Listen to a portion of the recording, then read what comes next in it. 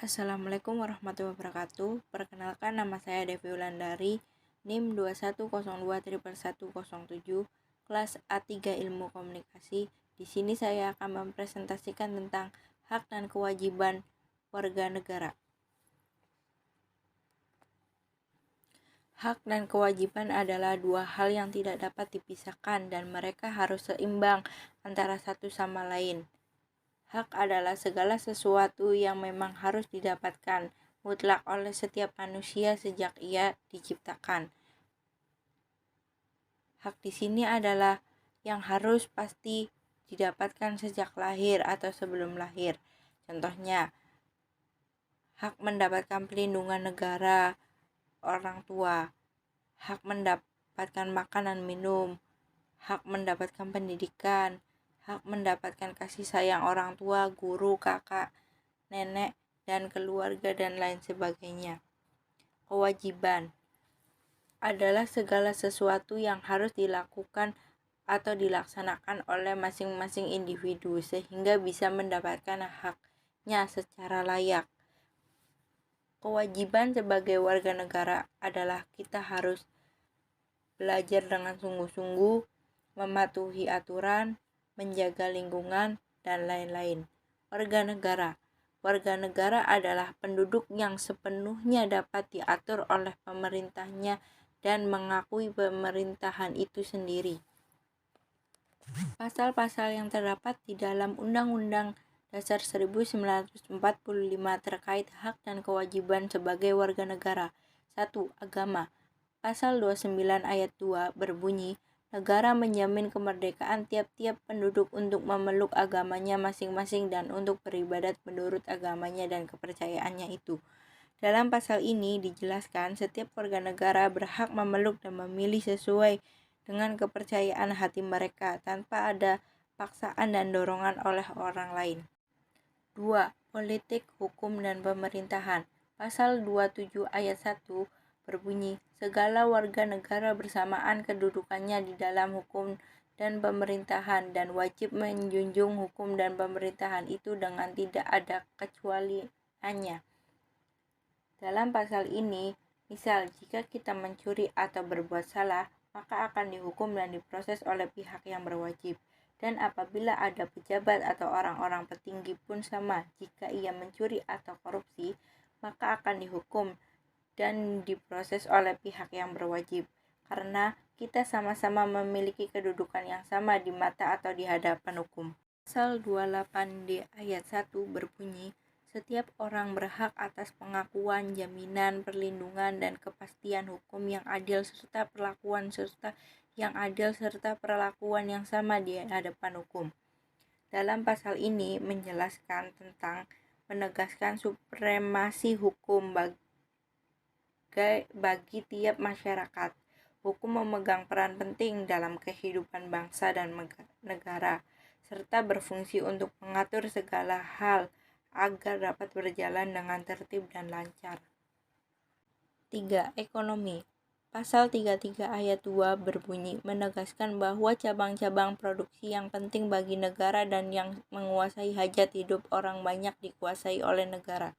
Dalam pasal ini, kekayaan alam yang terkandung di dalamnya dikuasai oleh negara dan dipergunakan untuk sebesar-besarnya kemakmuran rakyat.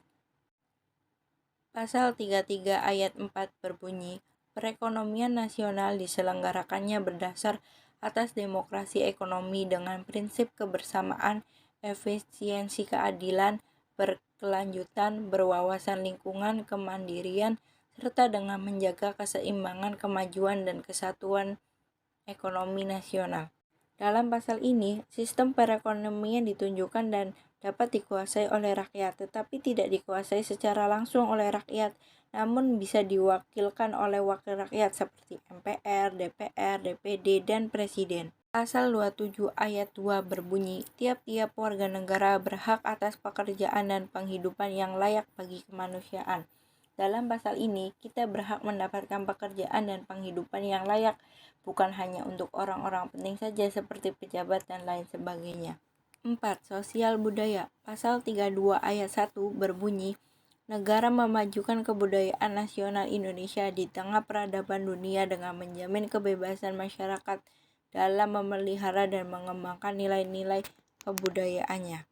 Dalam pasal ini, mengajak pemerintah dan masyarakat untuk berperan aktif dalam menjalankan agenda pemajuan kebudayaan Indonesia, sebab merupakan dasar perwujudan karya dan perilaku dalam kehidupan sosial atau individu. Pasal 28 ayat 1 berbunyi, setiap orang bebas memeluk agama dan beribadat menurut agamanya, memilih pendidikan dan pengajaran, memilih pekerjaan, memilih kewarganegaraan, memilih tempat tinggal di wilayah negara dan meninggalkannya, serta berhak untuk kembali. Dalam pasal ini, orang bebas memeluk, memilih bertempat dan bertinggal sesuai dengan keinginannya. Pasal 34 ayat 1 berbunyi, fakir, miskin, dan anak terlantar dipelihara oleh negara. Dalam pasal ini menjelaskan warga negara untuk mendapat jaminan sosial dari negara untuk mendapatkan kebutuhan. Pasal 34 ayat 4 berbunyi, ketentuan lebih lanjut mengenai pelaksanaan pasal ini diatur dalam undang-undang. Dalam pasal ini, peraturan diatur oleh undang-undang. 5. Pertahanan dan keamanan. Pasal 30 ayat 1 berbunyi, menjelaskan bahwa tiap warga negara Indonesia berhak dan wajib ikut serta dalam usaha pertahanan dan keamanan negara. Dalam pasal ini dijelaskan, setiap warga negara memiliki hak dan kewajiban yang sama untuk ikut mengambil bagian dalam pertahanan negara. Pasal 30 ayat 5 berbunyi, susunan dan kedudukan Tentara Nasional Indonesia, Kepolisian Negara Republik Indonesia, hubungan kewenangan Tentara Nasional Indonesia, dan Kepolisian Negara Republik Indonesia di dalam menjalankan tugasnya, syarat-syarat keikutsertaan warga negara dalam usaha mempertahankan dan keamanan diatur dengan undang-undang. Ini meskipun kedudukan dan susunannya berbeda, tetapi di dalam menjalankan tugasnya tetap sama, yaitu mempertahankan dan mengamankan negara. Pasal 27 ayat 3 berbunyi, setiap warga negara berhak dan wajib ikut serta dalam upaya pembelaan negara. Dalam pasal ini, setiap warga negara yang tinggal di negara Indonesia wajib untuk membela Indonesia dari segala ancaman yang ada. Sekian presentasi dari saya. Wassalamualaikum warahmatullahi wabarakatuh.